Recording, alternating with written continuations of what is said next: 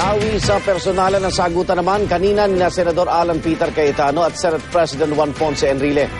Ito'y kasunod ng talumpati ni Cayetano na kung may question din sa tiraw pantay na pamamahagi ng dagdag pondo sa mga senador. Saksi si Jam Sisante.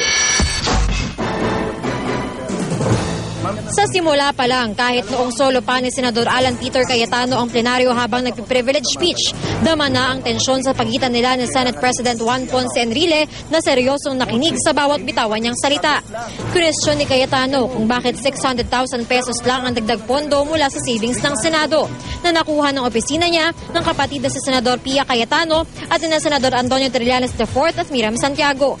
Ang iba kasi, 2.2 million pesos ang nakuha kahit nga raw ang kasama nila sa minorya na si Senador Joker Arroyo. Mahalaga raw harapin ang isyong ito, lalo't pera ng mamamayan at integridad ng Senado ang nakataya. I have to defend the Senate as an institution and to defend the minority. Paano mga kasama kung kayo naman ang nasa minority? Ganito bang Senado ang gusto nyo? Pag happy ang Senate President, may staff kayo, pwede magpa-detail, malaki pondo nyo. Pag galit sa inyo for one reason or the other, pwedeng tanggalan? Giit ni Cayetano, hindi raw panig nila ang nagpasimula ng bangayan kundi si Enrile. Bakit ba kayo inis at galit sa akin personally? Dahil dati na po kayong galit sa akin.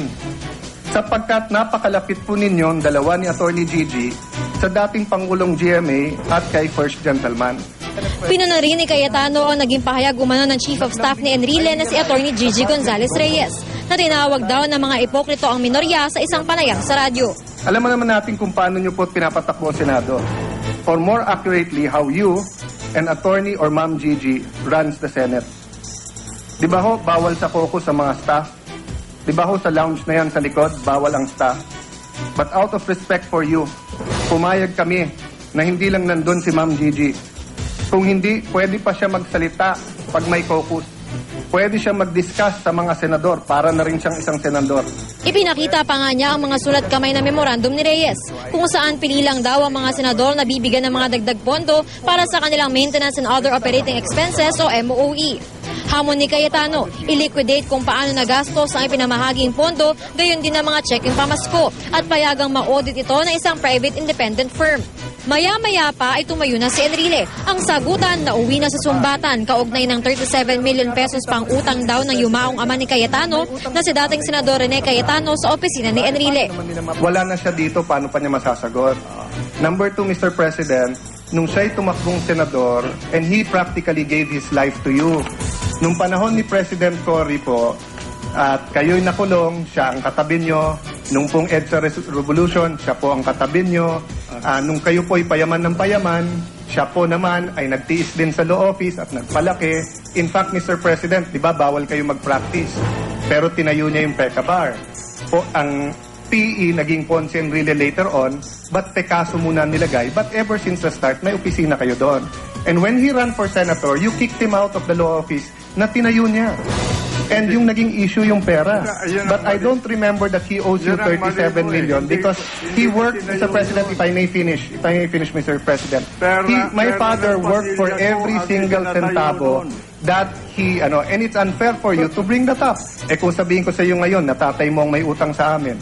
Diba? Paano naman nila mapapaliwanag? Wala naman sila dito. Ito ang record ng opisina namin. Well, kung may record kayo, di pakita nyo. Singilin nyo kami. Pinapakita ko sa'yo. Pero pinapakita ko rin sa'yo, Mr. President, na may utang na loob din naman kayo, pero never ko naman siningil, di ba? Anong utang na loob ko sa inyo? Hindi ho ba na pinagsilbihan kayo ng maganda? Ano ba yung bahay ninyo? Yung bahay po namin, inutang po sa bangko at nabayaran po yan. Yung mga kahoy. Yan po ba issue? Hindi ko po alam kung saan galing ang kahoy, Mr. President.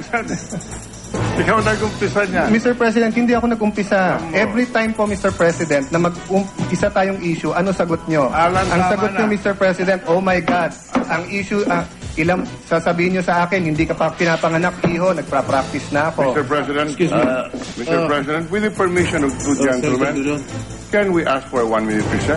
With your permission.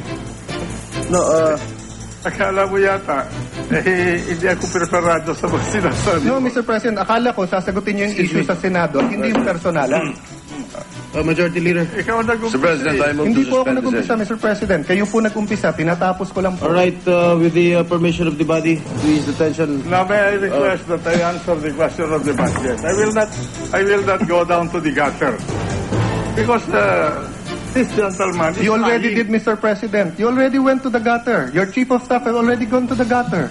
This is irrelevant to our discussions here, and you're bringing up things where a person who's already dead cannot answer.